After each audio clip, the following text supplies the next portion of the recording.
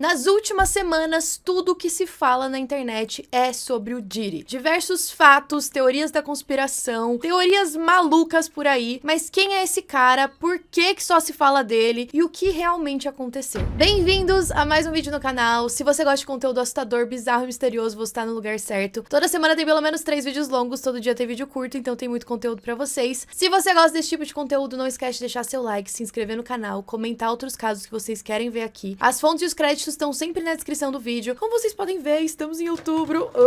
Derrubei o negócio. Já estamos mudando o cenário para um temazinho de Halloween. Coloquei umas abóboras. Inclusive, esse Chuck aqui, gente, ele é um balde de pipoca e ele fala, tá? Quando você fala Chuck, ele responde. Só que eu acho que eu deixei ele muito tempo ligado e aí a bateria acabou. Não sei a certo. Na verdade, se ele começar a falar durante esse vídeo, eu vou ficar um pouco preocupada. Mas ele tá aqui substituindo a área porque ela viu essas abóboras no lugar dela e ela não gostou muito e ela foi sentar ali do lado. Só pra avisar vocês, antes de começar, nesse mês do canal vai ter vídeo especial de Halloween com outro cenário, vai ser todo sábado, então fiquem ligados. E pra esclarecer sobre esse caso do Diddy, eu não queria falar sobre esse assunto agora. Vocês sabem que eu não gosto de falar dos casos quando eles estão, assim, bombando, porque tem muita teoria da conspiração, tem muita coisa que vai mudar, a investigação tá ali só começando, muita gente ainda vai entrar nessa treta, mas como vocês estão me pedindo demais, eu decidi trazer um vídeo mais com os fatos. Eu li todo o documento da acusação, então aqui eu vou passar com vocês tudo que tá escrito na acusação, ou seja, que são fatos agora, sem contar com as teorias. Tem muitas celebridades envolvidas e a gente até vai mencionar no final do vídeo para vocês não ficarem sem esse conteúdo também,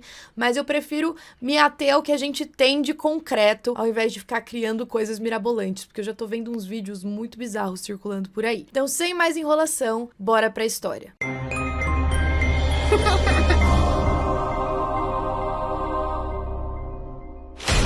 Bom, o Diddy, ou o Sean John Combs, tem uma lista de crimes ali na cartela dele. Ele foi criado em Harlem, que é um bairro bem conhecido de Nova York, e desde pequeno a vida dele foi cheia de tragédia. Quando ele tinha 3 anos, o pai dele foi assassinado. Quando ele foi para a escola preparatória, ele ganhou o apelido de Puffy. E vocês vão ver aqui que ele tem diversos nomes diferentes, e no documento da acusação eles se referem a ele por todos os nomes para não ter nenhuma dúvida. Ele teve uma carreira de sucesso desde bem novo. Por exemplo, ele nem chegou a terminar a faculdade, já começou a estagiar na área que ele gostava de trabalhar e em 2 anos ele se tornou vice-presidente de uma gravadora chamada Uptown Records. Essa gravadora já era bem popular na época. E aí, como parte do trabalho, ele se juntou com um outro rapper chamado Heavy D e participou como co-apresentador de uma partida de basquete entre celebridades. Só que esse evento foi um grande caos. Ele acabou com a morte de 9 pessoas que foram pisoteadas e 29 acabaram feridas. O prefeito da cidade criticou muito Diddy pelo evento, tanto por ter contratado pessoas inexperientes para cuidar de tudo, quanto por ter promovido o local como um evento de caridade, coisa que não era. Depois de algum tempo, Diddy foi demitido da Uptown e aí ele criou a própria gravadora, a Bad Boy Entertainment, e na acusação, junto com ele, tá a gravadora. Nessa época de transição, ele fez amizade com um outro cara muito famoso chamado Christopher Wallace, que era mais conhecido como Notorious Big. Ele era um rapper em ascensão e o Diddy conseguiu um acordo de 15 milhões de dólares para transferir o Wallace para a gravadora dele, a Bad Boy. E é claro que ele trazendo um nome tão grande para a gravadora dele fez com que o nome dele também ficasse muito conhecido. Só que aí, lá em 97, o Notorious Big foi assassinado. E no mesmo ano, o primeiro single do Diddy também foi lançado. Por conta de todo o sucesso que ele estava fazendo, o Diddy foi chamado para participar de várias turnês musicais, trilhas sonoras de filmes, parcerias. O nome dele ficou muito fortalecido no mercado e vários cantores famosos procuravam por ele. Uma delas, por exemplo, foi a Mariah Carey, que pediu que o Diddy remixasse a música dela para deixar mais comercial. E ela também queria ganhar uma notoriedade nesse universo do hip hop. Ao mesmo tempo em que a carreira dele estava brilhando, ele também estava sendo condenado por crimes diferentes. Em 99, ele foi considerado culpado por um assédio depois de uma briga com o executivo de uma gravadora, e no mesmo ano ele teve presente em um tiroteio dentro de uma boate em Manhattan. Nesse tiroteio, pelo menos 2 pessoas pessoas ficaram feridas. Apesar de todas as acusações, ele foi absolvido. Na mesma época em que teve o tiroteio na boate, o Diddy se relacionava com a Jennifer Lopez. Inclusive, ela estava na boate junto com ele quando começou aquela discussão que acarretou os tiros. Um rapper que considerava o Diddy como mentor foi preso nessa noite, pegou 10 anos de prisão e disse depois que o Diddy tinha estragado a vida dele. No começo dos anos 2000, o Diddy era conhecido como Puff Daddy, mas depois ele trocou o nome para P. Diddy. Em 2003, ele se envolveu em uma outra polêmica com um ex-presidente da Bad Boy Entertainment. Esse ex-presidente disse que o Diddy ameaçou ele com um bastão de beisebol e o forçou a transferir todas as ações dele da empresa. O Diddy, é claro, negou tudo e em 2006 o caso prescreveu. Foi em 2005 que ele começou o relacionamento com uma mulher chamada Casey Ventura. Vocês já devem ter ouvido o nome dela, porque foi por conta dela que o caso dele foi explanado pra mídia. Os dois se conheceram quando ela tinha 20 anos de idade e o Diddy convenceu ela a fazer parte da Bad Boy. Ele sugeriu um contrato de 10 álbuns com ela. Ali em 2008 ela lançou o primeiro álbum e até que ela teve bons resultados. Mas ali no off as coisas não eram tão boas. Ela disse que no relacionamento o Diddy usava dos poderes para decidir as regras do relacionamento dos dois. Ela disse que muitas vezes ele chutava e agredia ela, deixando ela com o olho roxo e diversos sangramentos. Ela também afirmou ter sido abusada sexualmente. Ela disse que depois que terminou com ele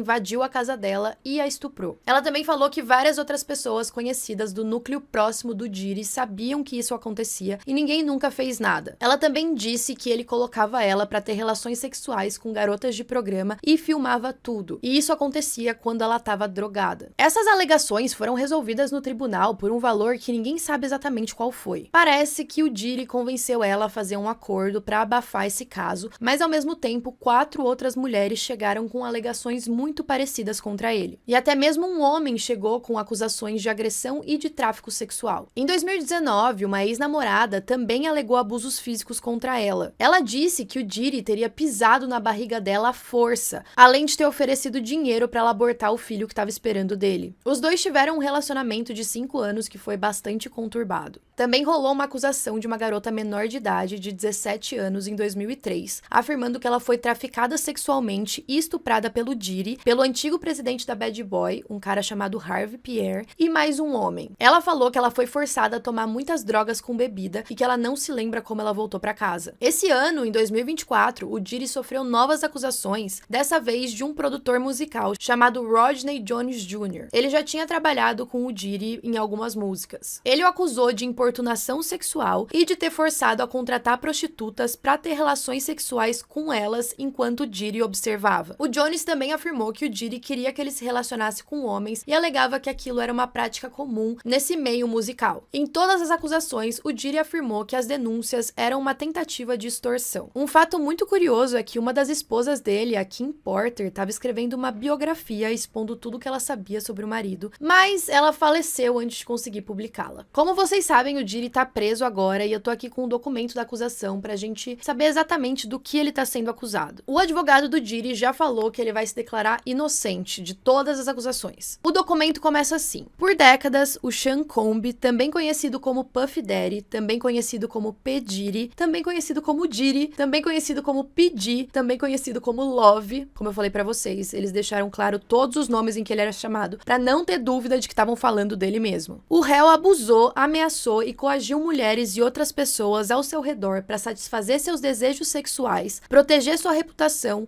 e ocultar sua conduta. E aí eles seguem falando que pra fazer isso, ele usou da influência que ele tinha, de funcionários, recursos e de todo o império que ele liderava e controlava. E aí ele criou essa empresa criminosa que foi acusada dos seguintes crimes: tráfico sexual, trabalho forçado, sequestro, incêndio criminoso, suborno e obstrução da justiça, entre outros crimes. E aí, por que a acusação do tráfico humano e tráfico sexual? O Diddy era muito conhecido por promover essas festas que ficaram conhecidas como freak-offs. Então ele fazia esses arranjos para que mulheres e até mesmo homens voassem até de outros países para participar dessas festas. E as festas eram regadas a muita bebida e muitas drogas. Mas drogas no nível que a gente não tem nem ideia. Teve até uma entrevista do Machine Gun Kelly que ele alega que uma vez estava conversando com o Diddy, que ele tinha algumas coisas para fazer, mas que ele estava muito cansado cansado e que o Diri deu algum tipo de bebida ou droga. Na verdade, eu acho que foi um cigarro pra ele fumar, alguma coisa do tipo.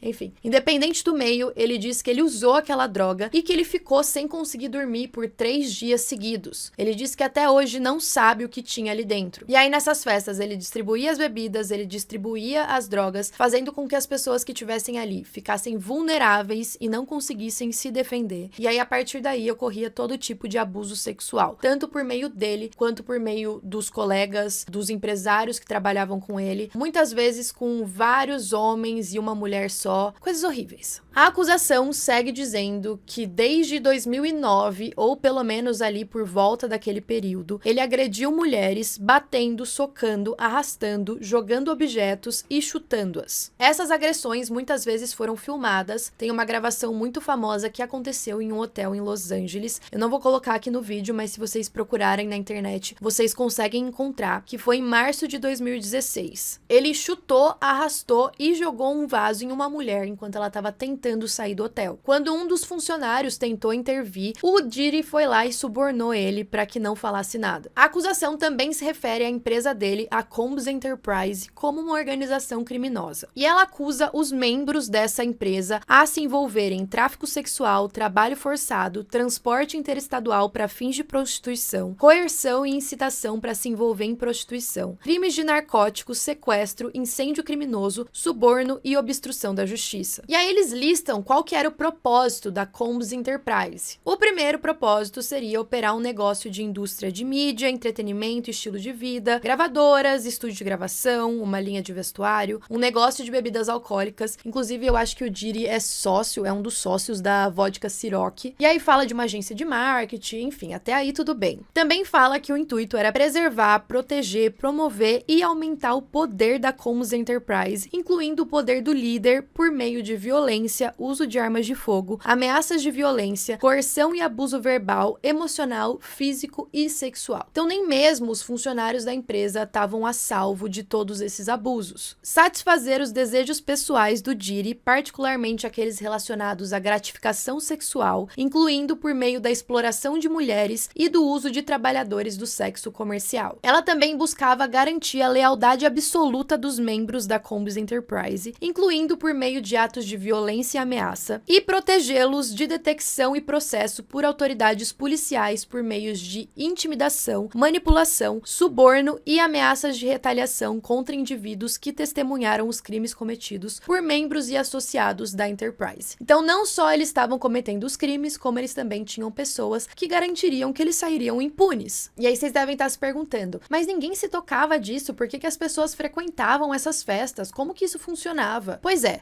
o Diri tinha esse poder de manipulação. Como ele era muito grande na indústria, muito conhecido e diversas celebridades andavam com ele, isso passava uma certa confiança. Então, sei lá, de repente você era uma mulher nova que estava crescendo na indústria. Você conhecia o Diri, ele começava a falar pra você que era assim que funcionava na indústria, que você estava super convidada para frequentar essa festa com diversas celebridades, para você ser inserida no mercado. Você acredita, você não sabe muito bem como as coisas funcionam. E lá, ele consegue controlar todo mundo. Porque por meio da bebida e das drogas, e com ele filmando tudo que as pessoas estavam fazendo ali, ele usava aquilo como suborno. Então, ao mesmo tempo que essas celebridades sabiam o que estava rolando e sabia que aquilo era muito podre, ele tinha essas gravações para usar como uma forma de manipulação. Então tá, você vai me denunciar, mas eu tenho esse vídeo aqui para divulgar de você também. Então era dessa forma que ele conseguia construir todo esse império e garantir que ninguém ia falar nada sobre o que ele estava fazendo. Na acusação fala muito sobre essas festas, que rolavam às vezes por vários dias seguidos, às vezes em quartos de hotel, às vezes em casas do Diri ou de outras pessoas, e que eram fornecidas diversas substâncias e outras coisas que estavam lá dentro, como por exemplo, óleo de bebê, substâncias controladas, lubrificante, lençóis extras e iluminação. Os quartos eram completamente limpos depois das free coffees para tentar mitigar os danos aos quartos, e também era agendada a entrega de fluidos intravenosos. Por quê? Porque depois dessas free coffees, o pessoal ficava de ressaca, não ressaca só de bebida, mas de todas as drogas e de tudo que tinha acontecido. Então, para fingir que estava tudo bem, o Diri fornecia fornecia essa substância intravenosa para você se recuperar depois, que eu não sei o que continha. Em março de 2024, foi feita uma busca na casa do Diddy e foi encontrado mais de 1.000 frascos de óleos de bebê e lubrificante. E as fotos são chocantes.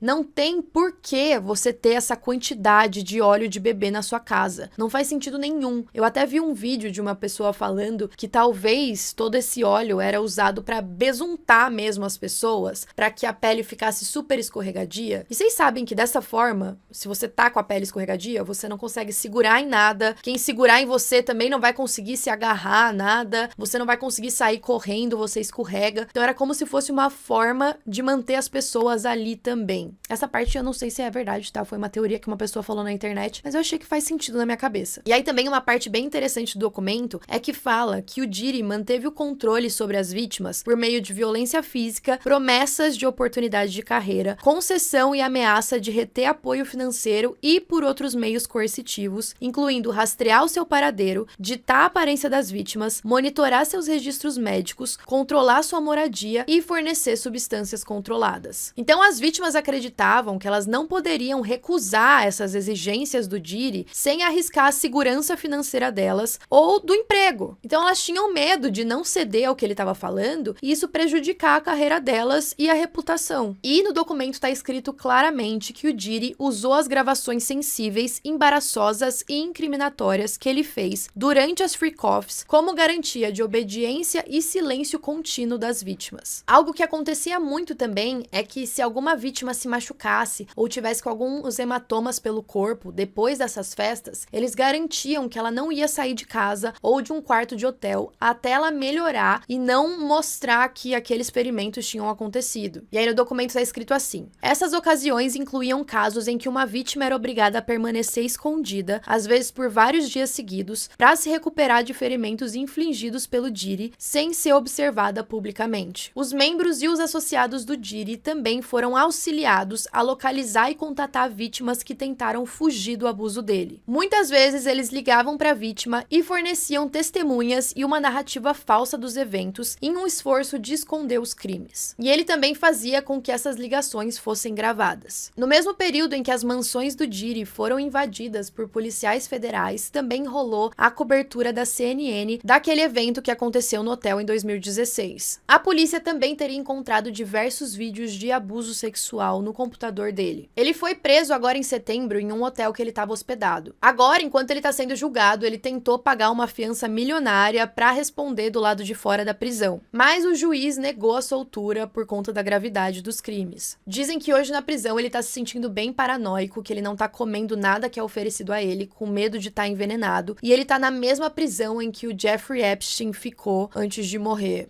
Misteriosamente. Eu também vi uma entrevista de uma modelo que estava falando de um dia em que ela foi em uma dessas freak-offs do Diddy e ela disse que ela foi colocada dentro de uma sala junto com ele e mais 3 colegas, todos homens, e que eles começaram a brincar, a falar pra ela tirar a roupa e ela disse que ela não queria, que não era engraçado, mas que até então ela não estava se sentindo tão ameaçada porque tinha bastante gente no cômodo, tinham esses 4 homens, e aí o Diddy foi chegando mais perto dela, tentando tirar a roupa dela, e aí ela olhava desesperada para esses outros homens para pedir ajuda, e eles abaixavam a cabeça, fingiam que estavam mexendo no celular, e ninguém fez nada. Então é um grande absurdo, tem várias mulheres vindo à frente, eu acredito que vai rolar muita coisa ainda nesse julgamento. Depois dessa acusação que a gente tem como fatos meio que comprovados, muitas pessoas estão vindo com teorias do que pode ter acontecido, e com diversas outras celebridades que já tentaram denunciar o que o Diddy estava fazendo e não foram ouvidas. Eu vou mencionar algumas das teorias que estão rolando de pessoas envolvidas, mas eu quero ressaltar aqui que são só teorias, tem muita coisa rolando na internet que a gente tem que tomar cuidado e esperar para que tenham mais desdobramentos. Mas sendo sincera, na minha opinião, eu não acho que o Diddy, com tanto poder assim, e envolvendo tanta gente grande, teria sido preso se algo maior não tivesse acontecendo por trás. Me parece muito que esse caso foi, sei lá, solto na mídia e beleza, vamos incriminar o Diddy porque a gente precisa que as pessoas prestem atenção nisso e não no que realmente está acontecendo. E pensando que o caso do Diddy já era muito grande, me preocupa ter alguma coisa maior ainda acontecendo. Bom, vocês já devem ter percebido que um dos caras que mais odeia o Diddy é o Eminem. A relação dos dois nunca foi muito boa, principalmente na época em que o Diddy namorava a Jennifer Lopez. O Eminem já fez várias letras de música pra atacar o Diddy. Na música Fuel, ele usa um trocadilho chamando o Diddy de estuprador, além de associar ele como brincadeira à morte de dois rappers muito famosos, o Tupac e o Notorious Big. O Notorious Big foi o que eu comentei com vocês ali no começo da carreira do Diddy. Na música Antichrist, o Eminem também chama ele de traiçoeiro, idiota e o associa à violência física contra a ex-namorada dele, a Casey Ventura,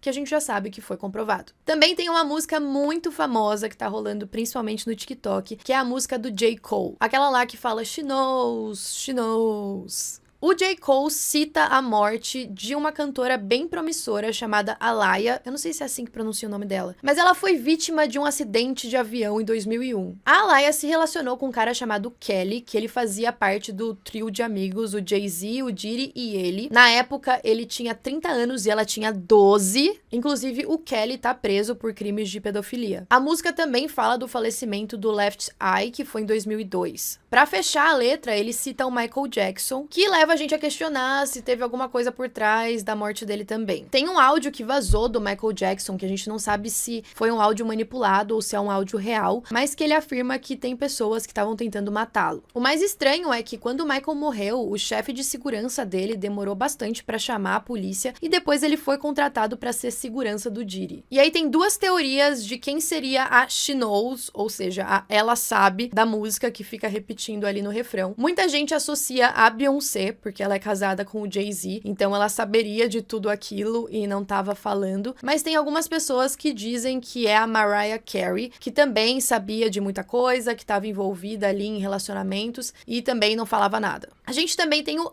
Usher, que dizem que foi praticamente descoberto pelo Diddy. O Usher foi morar com ele quando ele tinha 13 anos de idade. Em uma entrevista para Rolling Stone, o Usher afirmou ter visto coisas doidas de cunho sexual nas festas do Diddy. A gente também tem o Justin Bieber, que começou a carreira musical quando era muito jovem, e ele também foi apadrinhado pelo Diddy com a ajuda do Usher. A polêmica que estão falando mais agora é do clipe da música Yummy. Algumas pessoas têm a teoria de que o Justin estava tentando denunciar algum tipo de abuso infantil. Ele também foi mencionado em várias séries e filmes antigos. Uma delas foi a série Supernatural, quando os irmãos estão conversando, o Sam e o Dean. O Sam questiona o Dean quem faria mal às garotas virgens, e o Dean responde o P. Diddy. So what kind of thing likes virgins and gold?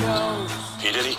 Todo Mundo em Pânico também tem uma referência. A personagem Brenda brinca com as festas que o Diddy costumava fazer. Meu amigo Sean deu uma festa na piscina no verão. O Sean? Sabe o Puff Daddy? Bom, todo mundo tava bebendo champanhe.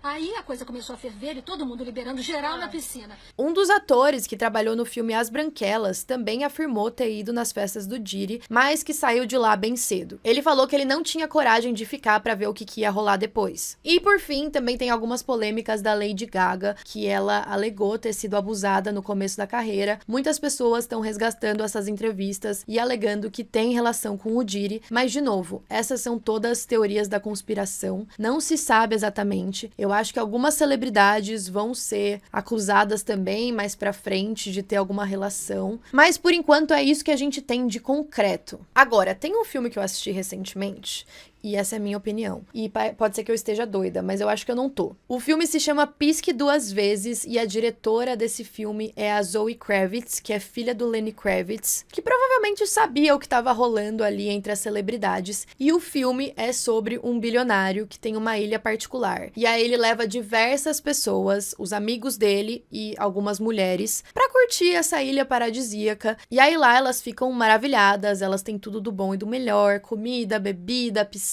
E ele tem um perfume pra elas usarem, que é pra elas esquecerem tudo o que aconteceu à noite. E aí, durante a noite, elas eram abusadas sexualmente, elas acordavam, às vezes, com marcas, mordidas, hematomas, que elas não sabiam por quê. E aí, na noite seguinte, tudo aquilo se repetia, mas a única coisa que elas lembravam era de estar passando por um período muito legal ali, nessa ilha. Então era a forma que eles abusavam delas sem elas saberem. E aí muita gente tá ligando esse filme com a história do Diddy. Talvez a Zoe estivesse denunciando essas freak-offs e fazendo um resumo do que acontecia ali sem ninguém saber. Então, um resumo de tudo, o Diddy tá sendo acusado de todos esses crimes. É óbvio que ele não fez tudo isso sozinho. Eu acho que deve ter muita gente morrendo de medo dele falar ou de conseguirem as gravações que ele tinha com todas as pessoas que estão envolvidas. Imagino que a indústria musical tá toda se tremendo. Então, cenas dos próximos episódios. Se tiverem atualizações relevantes, eu venho trazer aqui pra vocês. Mas eu queria dar esse panorama geral, principalmente focado no documento da acusação. E é isso. Quando esse caso se desenrolar mais, pode ter certeza que vai ter um vídeo de atualização aqui no canal. Então, comentem aí o que vocês acham até agora e até a próxima.